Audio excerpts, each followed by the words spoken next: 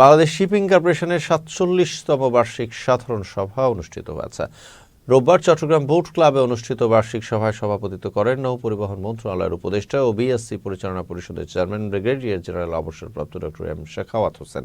এ সময় আরও উপস্থিত ছিলেন নৌ পরিবহন মন্ত্রণালয়ের সিনিয়র সচিব মোহাম্মদ ইউসুফ, বিএসসি পরিচালনা পরিষদের সদস্য ও শেয়ার হোল্ডার সহ অন্যান্যরা। পরে বার্ষিক সাধারণ সভায় বাংলাদেশ শিপিং কর্পোরেশনের ২০২৩-২৪ অর্থ বছরের সামগ্রিক কর্মকাণ্ডের একটি সংক্ষিপ্ত প্রতিবেদন তুলে ধরা হয়।